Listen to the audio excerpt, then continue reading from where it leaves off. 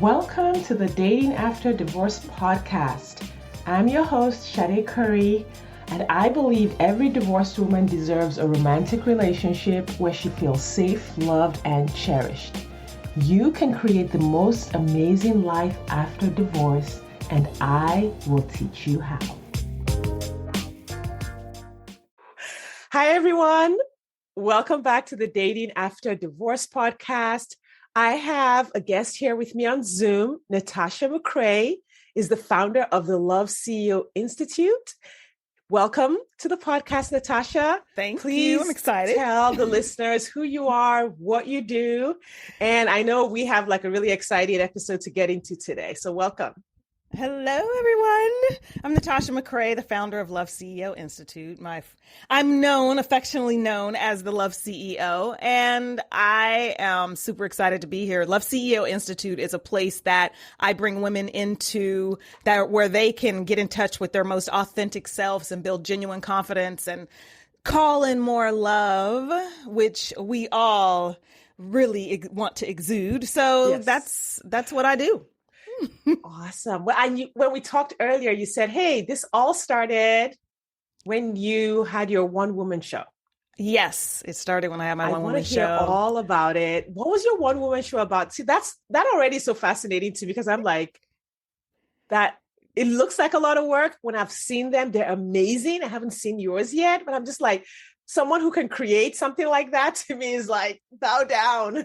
Oh, thank you. Yes, it is. It is a lot of work, and I do have it, so you can check it out on my my page. I recorded it, but it's called Evolution of a Love Addict, and I was writing the show for like 10 years because I knew I wanted to do a one-woman show. I knew that there was some encouragement in the lumps and bruises that I had in my life, and I wanted to be able to be an open vessel. It was very therapeutic and is a sneak peek into the mind of a serial dating divorcee. And it definitely, it bears all. I was very transparent and authentic in exposing all of my shenanigans as well as the shenanigans of the guys that I dated.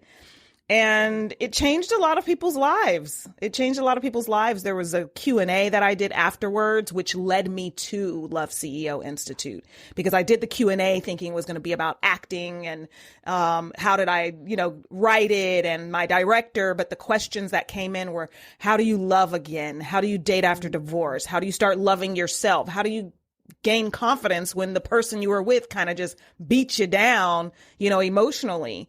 And I found that there was a need, and that's where Love CEO Institute came from. Yes. And your tagline, that it was about love addiction, which is a real thing. Yes. Often when people hear love addiction, I don't use the word a lot because a lot of people's minds will go to sex addiction. Yeah, they're not the same thing. Mm-hmm. Nope. I prefer to refer to it as romance compulsion because of just the fairy tale aspect to it, and to just kind of, take people down the line. No, I'm not trying to say you're a sex addict. It's just that there's this thing going on. So how do you define love addiction, or what did it look like for you? First, let's just put a button on romance compulsion. That is a beautiful way of saying it. Thank you. Dressing it up. Let's not go by that. Let's just not go, fly by that. Let's give you your props here. Love addiction for me wasn't only the romance though. It was really seeking ways that I could feel loved. For whatever reason, growing up, being the youngest kid, oldest sister, being the poster child, there were these things that I took on. You own these false truths at a certain time, or false perceptions and false thoughts, not discounting what you're feeling, but you take it on as an adult, and that's not happening anymore. That happened when you were a child. And so as I held on to that as an adult, I questioned my value. I questioned what I deserved, and I questioned how much I was loved. So I was constantly seeking to feel loved. And to me, that showed up in romantic gestures or being, interacting with individuals. And it had to be perfect. It had to be, like the fairy tales they show you on television. I don't know. I mean, you do not learn love on television, but that's how we learned it. And it's this false thing. It's like everybody can get into a relationship, break up, have great sex, move on, and all in an hour and a half. Yeah. And it's just like, and get married all in an hour and a half. And it's just like, no. Yeah. Yeah. And we're looking at these external, checklist items. So he comes and then you meet and then there's this energy, but no one really tells you what that energy is supposed to be like. So for some people, they try to take that into the real world and it turns into something really toxic. And then there's a ring and then there's the dress and then there's the restaurant. Like you said, just all we have looking at TV is all of these external markers for what's supposed to be love. Yeah. It was really a challenge for me because at the same time, I was looking for that romance or that person who was in my life that would show me attention. I ended up getting with like womanizing dogs because they were very well versed in that romance arena. Not saying if a guy's well versed in romance that he's a dog. Do not take my words and spin them. But the ones that I would get involved with happened to be womanizers. And I was so I know I went off on a tangent, but love addiction was constantly seeking a way to feel loved. And it showed up in my life as seeking that romance. Yeah. Whatever that looks like. Anybody can create romance. Like, if you have a few $100s in your pocket. Yeah. Or not. Or I know some broke that can show you. If there's a sunset and a beach, a nice restaurant, and the right words, almost anyone can create that, but not everyone has the capacity to truly love. Yeah. It's really interesting that when you say that anyone can create that, and I always like to remind people who are in relationships, I'm like, I'm just not a romantic type. It's like, no, it's an action. It is an action, honey. It is an action. But yeah, so I believe that everyone has the capacity to love because something that I teach is called love intelligence, and we are born with love intelligence. It's very similar to emotional intelligence, just on steroids and really foundational. And we're all born with that love intelligence and you have it. And what society has done is stripped that from you. And so then you start navigating the world based on these external constraints. Yeah. But everybody has that capacity. Doesn't mean they're going to have the capacity within that relationship that you're in this moment. 100%. And we were not made to be their therapists. Amen to that. We could go down almost every, we could go down that road too. But let's talk about you. So in your story, you are on your third marriage. Yes. Tell us I am where in you my are. third marriage. Let's start this journey from the end. You had said, this is the one. What makes this marriage so different from the first two? Well, it's so interesting because when I think about this therapy, let's just say that. Let me cut to the chase. If we want a one-word answer, therapy. So after my second divorce, I ended up going into therapy and I read every self-help book and took workshops and you name it. I was Googling it. I Google it and I did. And so I ended up really going through therapy and healing and understanding my value. And when you understand your value, you begin to accept a different type of person into your life. There are some people that just don't get the pass, because after my second divorce, I went into therapy and I was depressed for about, a month. And because I had to look in the mirror, I couldn't keep going, this guy's a womanizer, that guy's a womanizer, that guy's a womanizer. And I had to look in the mirror and be like, well, why are you allowing that womanizer into this sacred space? Yes. Let's ask that question. Yes. And that's the question that we don't usually want to ask. And it's the question that changes everything. Changes everything. And so when I asked that question and began to look in the mirror, and just how we started the podcast, I said, I didn't know my value and I was seeking love. And that's what I discovered. I discovered that I didn't know my value and I was looking for it in other places. And I was looking for love somewhere outside of myself. Because love is literally an internal job. and it Yeah. becomes magnetic at that point. What do you do differently when you're looking for love outside of yourself versus when you find it inside of yourself? How does that play out in your day to day? So take a single person who has found love inside of herself. Like, how would they respond to life differently than someone who hasn't? I think a woman who has found love within herself, she has a certain knowing and beingness. And we all know that lady. She walks in a room and everybody's gravitating to her and she's doing nothing except being herself. And you're wondering, why can't people keep their eyes off her? It has nothing to fully do with her external looks. It has to do with this energy, this inner glow that's happening.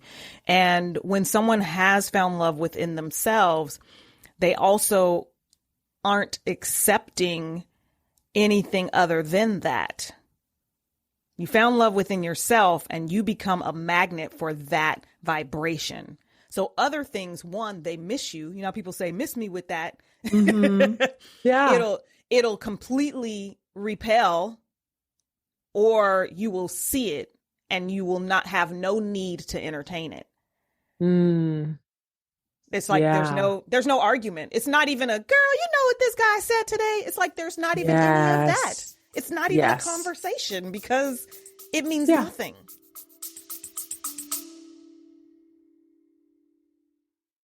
Do you wonder exactly how divorced women just like you are meeting eligible men who want a real relationship and a commitment? They're doing it by dating with their core values. Your core values are the GPS that lead you to the partner you've been looking for.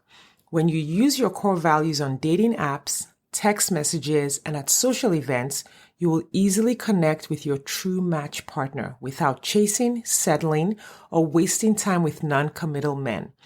I have taught exactly how to do this in the 2-hour Core Values Dating Blueprint course available on my website, shadecurry.com/dating. That's SADECURRY.com/dating.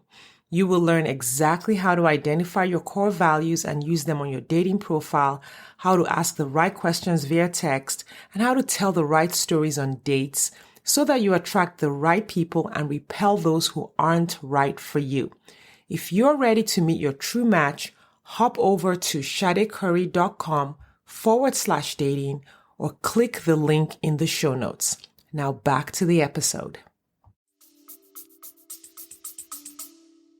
100%. Like I see it when my clients are dating and, you know, they want feedback on this conversation or this person.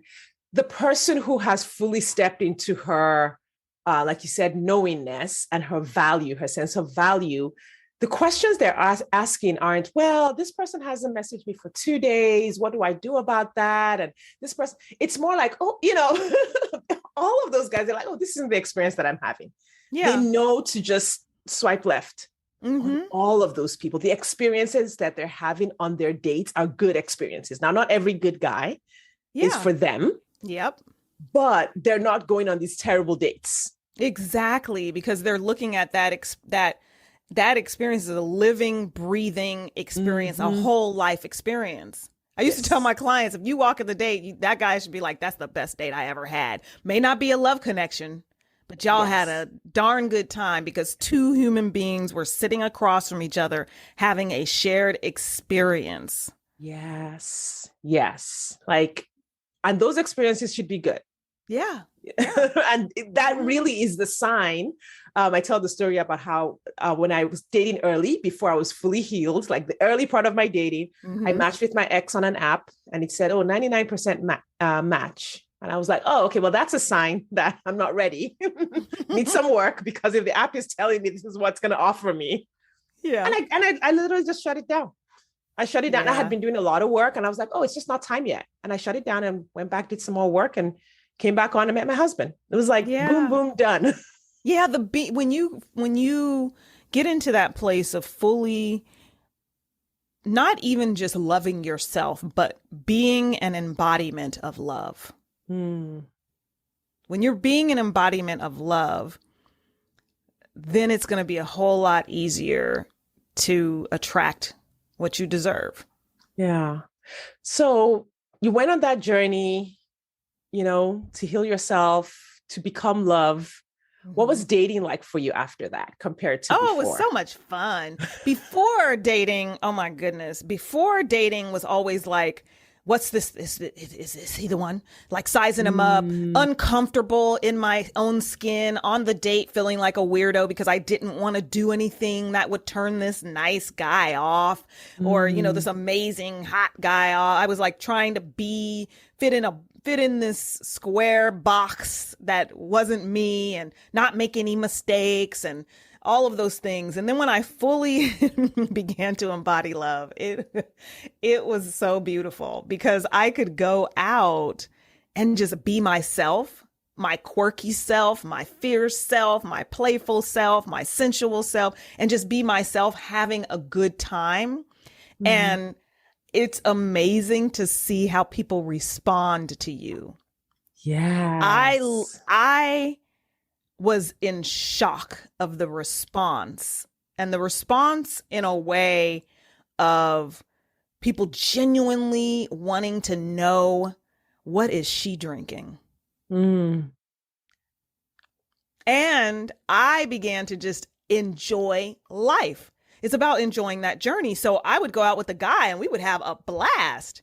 And he may not have been the one. We would come to that conclusion. There would be all smiles and, mm. hey, good luck with everything. That was so much fun.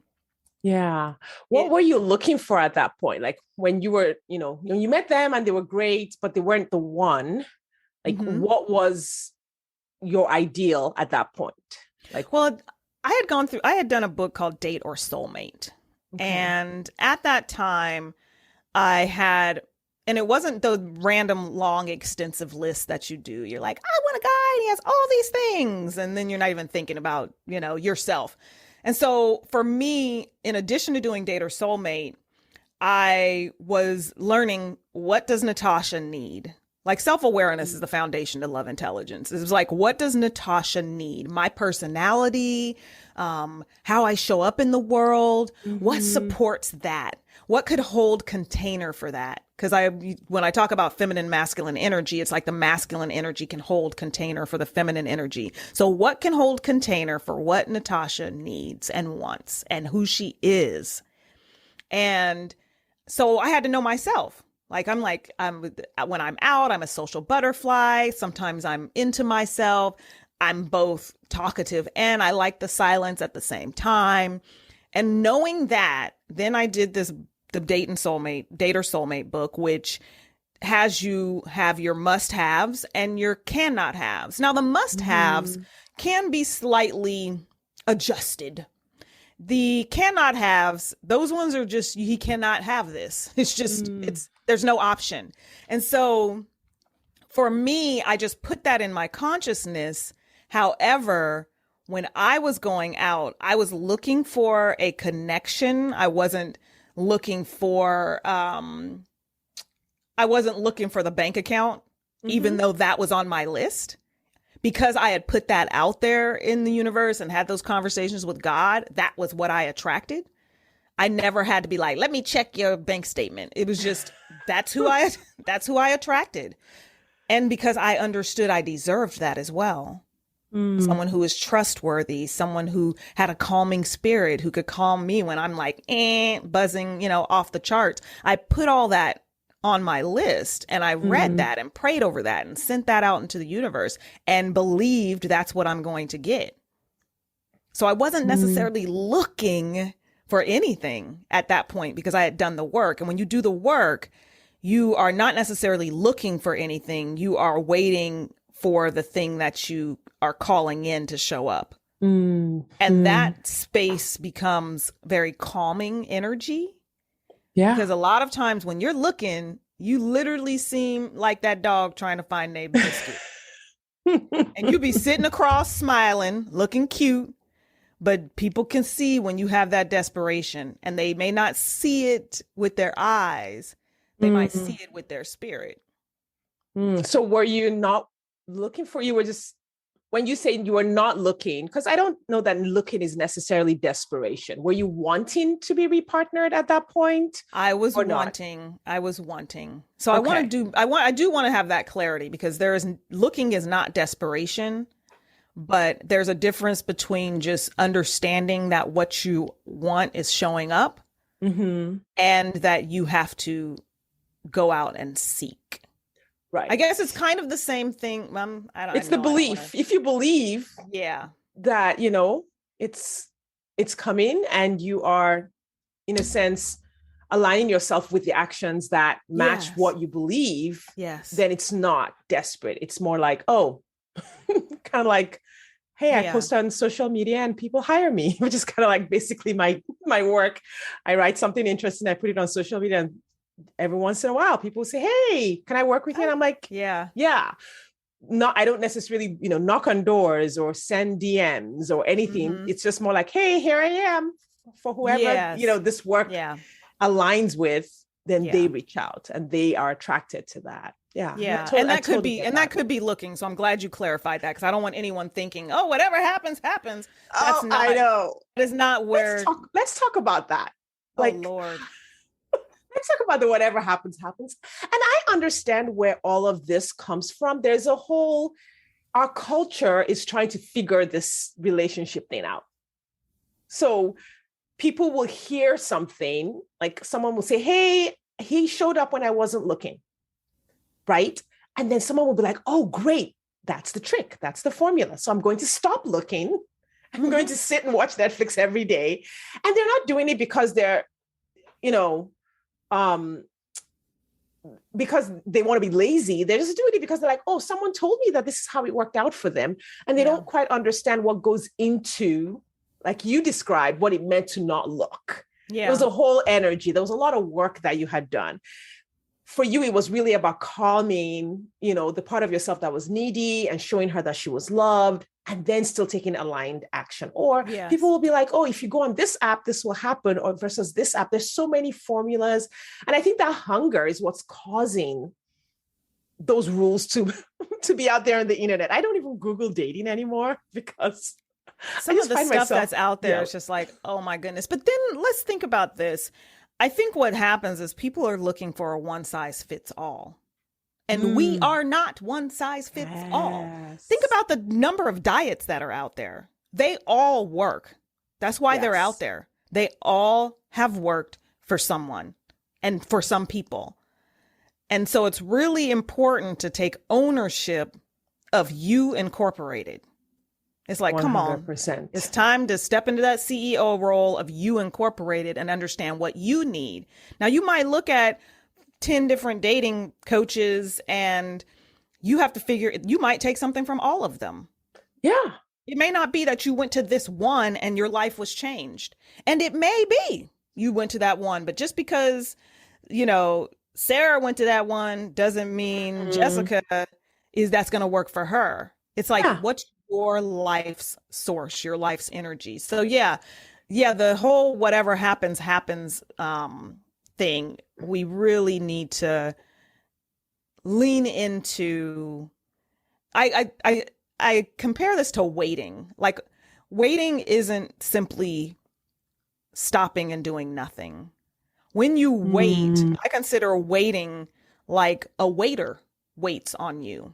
And if you are waiting for that significant other, that waiting starts with you serving you. Yes. You serve you. You got to know what you want. You roll up to you and say, hey, Natasha, what do you want? Like a waiter. Then you go, oh, you want this. And you consider your feelings. Like, what do you want to feel? And are you generating that in your life on a daily? Yes. It's like, oh, I want to feel so sexy with my person, blah, blah, blah. And it's like, well, are you feeling sexy in your own bedroom? Or I can't look at myself in the mirror naked. Like, yes. No, you need to look in the mirror. All of these things. I'm not sure what rated your show is, so I'm not going to go into the details. But hopefully there are no kids listening to Dating After Divorce. Turn turn that down in the car, put it in your ear. But it's really important to generate the feelings that you want to feel when you are in that relationship, that you generate those for yourself. Yeah. Yes. 100%. I totally agree with that. And I often will tell women, like, how will you know when a person is fulfilling your needs in a relationship when you don't know what it feels like for your needs to be fulfilled? Like, that how are you gonna know? That part. Like, if you give yourself a day where you like literally listen to yourself, and one of the notes I made was for us to talk about intuition.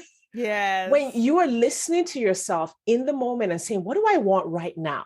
What am I wanting? Kind of like I told you today, I took a nap and my body was just like, hey, this is what we want. We got a little break. Go take a nap. And not only listening, hearing, acknowledging that your needs are, justified. Valid, yes. Right? They're totally valid. And then taking action to fulfill them. Like you got to go through the whole spectrum. You have to. And most of us are like right at the beginning where we're not even hearing what our body is telling us. We're not hearing what our heart is telling us.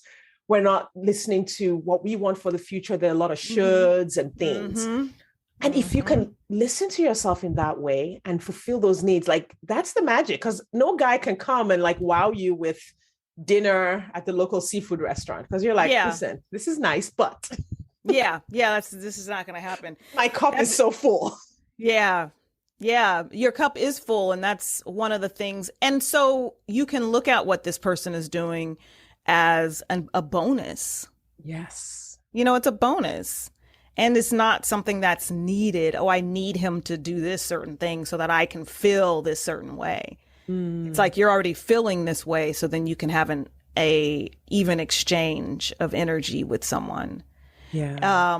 As you were talking, it was just reminding me of like the foundational pillars of love intelligence, where it's that self-awareness that is so huge. And we've talked a lot about that already, but self-awareness is so huge. And then you move into that self-compassion to be able to say, hey, I do need this. I do need this. And I am seeing you and I understand you. And then the empathy to say, yes, I am understanding this. Let's see what we can do. And then expressing it. How are you going to express that for yourself? And then you can be in the place of receiving.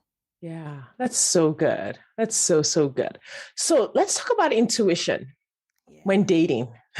How did you handle your intuition? Did you have to like reset it? Like after, having had these relationships that weren't great, did you have to reset it? What did that look like? Yeah, I totally had to reset my intuition, because usually when you get into a relationship you're not supposed to be in, your intuition is speaking to you, and then you are constantly questioning it. And can you imagine having a friend who is constantly not trusting you? How much time would you spend with that friend if they were constantly saying, I don't know, nope, I don't think what you're saying is right. They would just get quieter and quieter and quieter until you don't know what's speaking. You can't tell the voice. Biblically, it was like, no, is this me? Is this God? Is this the Holy Spirit? Like you're trying to have that. Is it the devil? Is it the devil? And the only way you know it's God is if you've been in the book. Or if you've been spending time, whatever that looks like for you. Some people are simply meditating. Whatever that looks for you, the only way you know that voice is if you spend time. Like your friend who you talk to every day, they can call and say, hey, girl. And you're like, what's up? Someone you haven't talked to in 10 years could call and say, hey, girl. And you're not going to know who that is. Yeah. So I had to reset my intuition, because I got with individuals who I gave the power to. I handed the power over. Let's be very clear, to the truth. And your truth is, you have an inner truth. There is an inner knowing. And when you have taken care of yourself, when you have showed up for yourself, you begin to hear that more clearly. That the chaos is gone. The questioning and the doubting is not that often. We still have questions and doubts. I have that, but I also have a knowing when I go, okay, you tripping right now. It's time to take a nap, time to take a break. Yeah. So I had to reboot my intuition. And the way I did that was I began to journal. I began to ask questions and then answer them in my journal because you have all the answers. Yes, so true. Yeah, you have the answer. If you are having a challenge right now and you're like, I don't know what to do, just stop, breathe, silence everything, ask the question, put your hand on your heart, take a deep breath, and either answer it or journal because you have that answer. It's there. Yeah. So that was a way that I had to cultivate my intuition. I began to respond immediately to my intuition. If I'm driving in my car and something said turn here when clearly my GPS is saying get on the freeway, I turned because you have to practice it. Yes. You have to hear and respond, hear and respond. And when you hear and respond, you will begin to operate like such a well-oiled machine that you will know when to shut it down or when to keep it moving. Yes. And if you have the belief that, what's for you won't pass you by, then you're not afraid to shut anything down. You're like, yep, my intuition says this is not right. Yeah. It's going to move on without second guessing or any of the self-doubt or ruminating or drawing it out. Yeah. Those long, drawn out, thinking about it relationships. Yeah. Yeah. Your gut knows. And usually it's the one that's quiet and the one that there's no doubt. Now, if you have to sit here and have a conversation about, oh my God, I'm not sure. I'm wondering if this is not, I don't know. Does he like me? No. Yeah. No. Especially when you've done the work. Yes, 100%. All right. So let's hear your dating story. How did you meet your husband? Oh my goodness. It was a beautiful time. It was a beautiful time. I was dating like a wild woman. I enjoyed dating. Like I loved it. But when I was doing my one-woman show, the sneak peek into the serial mind of a dating divorcee on her quest to find the love that really matters, I was rehearsing my show. It was New Year's Eve. My show was going to be releasing in about 6 weeks. It was New Year's Eve, me and my friend. And so I'm on this high because I was dating. And I just I had this glow about me. And so I walk in this place, it's a big house. And for some reason, he was the only one standing in the entryway. Like it was a house that was full of people, but it was just him standing there. And me and my friend come in and I'm like, do you know where we put our jackets? Just all bubbly. And he's like, maybe upstairs. But the way he looked dead into my eyes and deep into my soul. And it shook me a little bit because I wasn't used to people looking that deep into my eyes. People don't do that these days. Yeah. Yeah. And so I was just kind of like taken aback, but I didn't think anything of him. Me and my friend were like, are there any eligible bachelors here? Yes. Are there any eligible bachelors? Raise your hands. Yeah. Ray, where are you? And do we need to go to another party? That was where my mindset, me and my friend, our mindset was, because we just were having fun. And so we kind of looked around the party and then there weren't that many eligible bachelors, even though he was right in front of my face. And so we went to another party and we got to that party and that was like a not. So we turned back around and we said, okay, well, we want to be back at this other party for the countdown. So then we went back to that party. And he was like, can we take a picture? And then my director was at that party as well. So my director was like, oh, I told Ben all about your one-woman show. He can come to it. So then we exchanged information and he's asked for my phone number and I gave him my phone number. And he asked for my phone number and I gave him my phone number. And then he didn't call. He texted me the next day and said something about a queen because the way I was wearing my hair, he's mentioned something beautiful about a queen. I was like, oh, that's sweet. And that was it. And I didn't hear from him. I think I bumped into him somewhere else. And then I hadn't heard from him. And I wasn't really thinking about it because I was kind of busy, to be honest. But then I ran into him at like another bar and a friend had invited several people to go just have happy hour somewhere, but he and I were the only two people to show up. And so I remember we talked, he gave me his seat because there weren't any seats. He gave me his seat. So we left that and I called my friend and I said, hey, there was that guy who, was he came to the show. I didn't know him. He was talking to my family. And I said, there was that guy that came to the show and he's so nice, but he didn't call. Oh, well, I said, but he was nice. I remember having that conversation. So then my friend and I went out like the next week to just coffee, and we were sitting there, and I was dating several people at the time. And I said to her, I said, I think I want to be in a relationship now. It's just that the people I were dating, none of them really satisfied fully to be the one. And so I just was doing what probably most men do, compartmentalizing. I was like, oh, this one's great for intellectual conversation. Oh, this one's great for going out and romantic gestures. And that's just where I was. And so I told my friend, I said, I want to be in a relationship, so I think I'm handing out pink slips. And she was like, what? And I said, yeah, because it was at that time on a Saturday, and y'all single ladies might know this. It was at that time on a Saturday when you're dating different people and you just put out the bait. Hey, what's up? Just to see who you're going to go on the date with that night. And I was about to do the, hey, what's up text to a few different folks. And that's when I told her, I said, no, I think I'm done. I think I'm good. And she was like, really? And I was like, yeah. She's like, what about so-and-so? I was like, no, I'm good. I said, okay. So I said, I'm not going to send any messages. And if anybody comes, because at that point, people just disappear anyway. So I was like, if anybody comes asking, then I'll have the conversation. And so I went home and I made a nice big old pot of chili, and it was St. Patrick's Day. I had a Guinness and I watched some football, and that was that. And I went to sleep. And then that evening, my husband called, Ben, the guy at the time, guy Ben, called and said, hey, my friend's having an opening for a restaurant.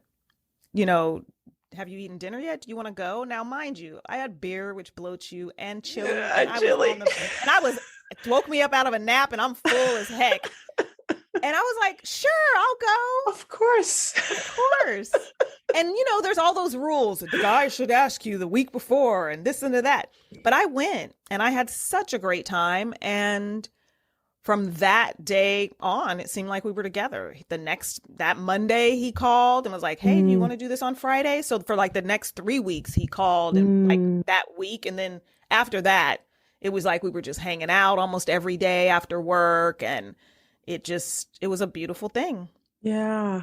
How long after your divorce did you meet him? Like that journey of healing and dating? I divorced in 2003, and that was when I started therapy.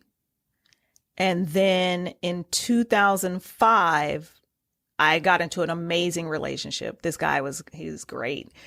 He was in Portland, like way older than me. It just was one of those things that it just didn't work out. And I like both. It was like a mutual thing. We're like, yeah, I'm not going to do this. We dated for 2.5 years, but that was my first AC after counseling relationship, which was great. And so Ben and I met in 2012. So 2013 to 2012, but I had that 2000, was it 2000? Yeah, 2005 to 2007 was that great relationship. And 2007 to 2010 or 11, I was like all focused on getting my kid off to college. So I barely dated anyone. There was some secret crushes, but that was about it. Yeah. Yeah. Wow. That sounds amazing. So how did you, like you all were together, like you said, seeing each other every day. Did you have any questions? Did you like say, okay, is he the one? Is he not the one? Or were you just like, oh, this is just evolving naturally into this relationship? I had no questions. It was on date number 2. We went out and people were saying, oh, your husband and your wife. And we were just, and it was date number 2. So we were both silent and just kind of looked at each other like marriage vibes. Interesting. Yeah. We were giving people marriage vibes for real. I mean, it happened multiple times within the first 3 weeks of us dating. And neither one of us were put off by that. Like when you were younger, you'd be like, oh, don't mention marriage with this person. I don't know, but no, we both just kind of looked at each other and thought it was kind of like, that's interesting. Yeah. And then. And you've been together now, how many years? We've been together since 2012. So 10 years. 10 years. Wow. Congratulations. Yeah, March 17th. Oh, wow. 10 years. Yeah. Yeah. Yeah. I'm trying to still do the math. I'm like, wait a minute. I know. Well, that's how you know you're having fun. Is like you're not even thinking about the years just go by and it seems like yesterday. It's so interesting. And in full transparency, yeah, we have fun, but I have wanted to throw him out the window a few times. We did from 2020, it was therapy every week. Mid 2020, it was therapy every week.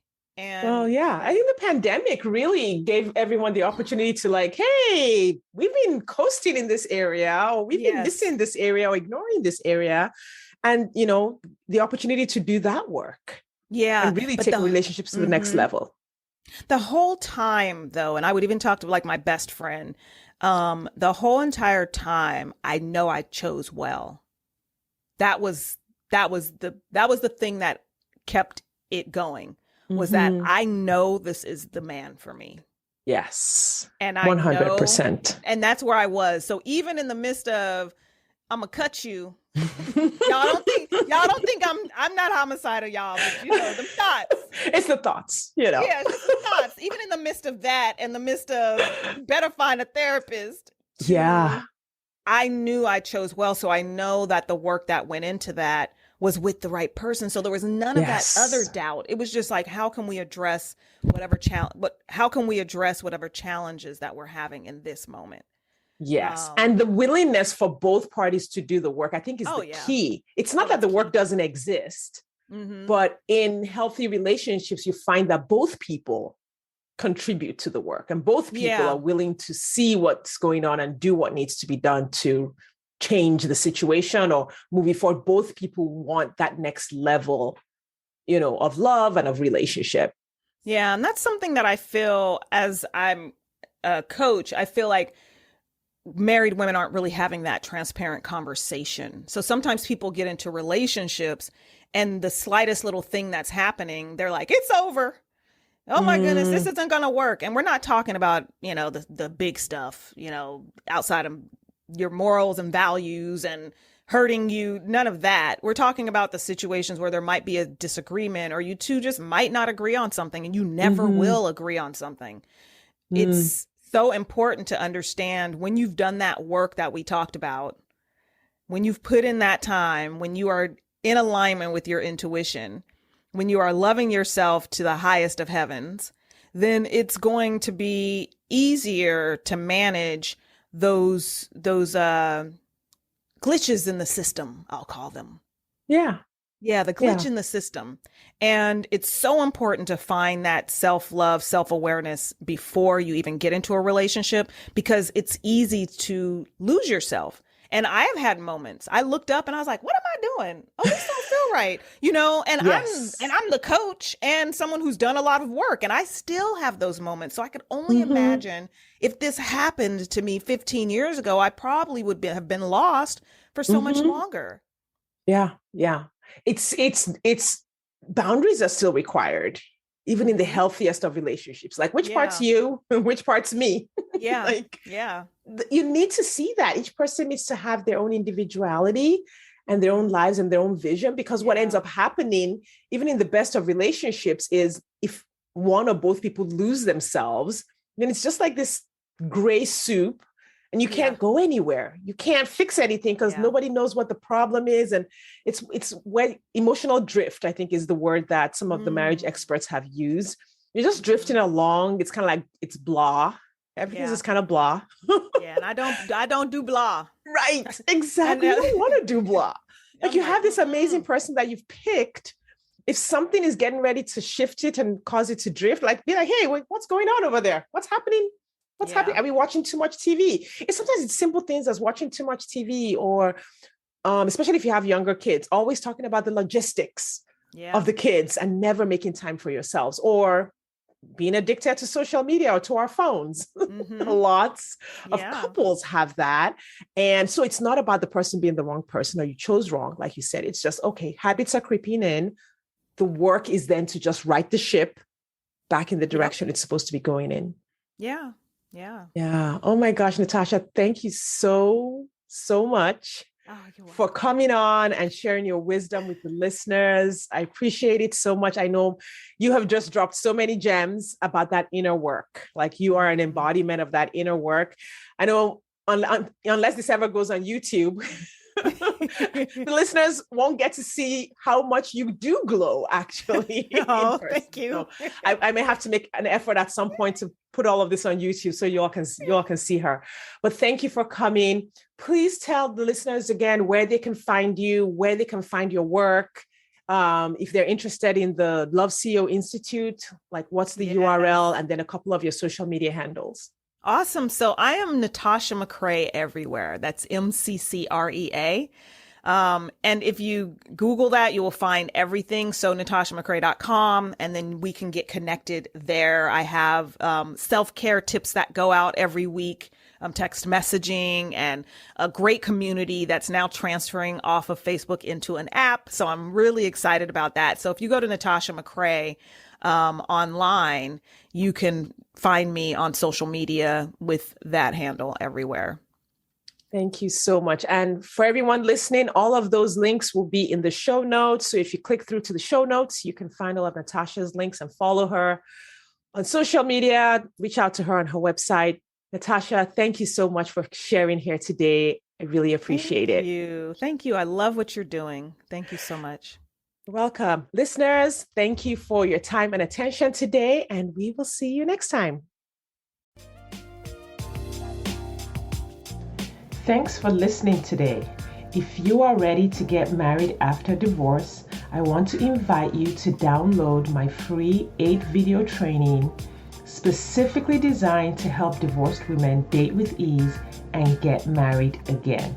Head over to shadecurry.com to get started. That's SADECURRY.com. I'll see you inside.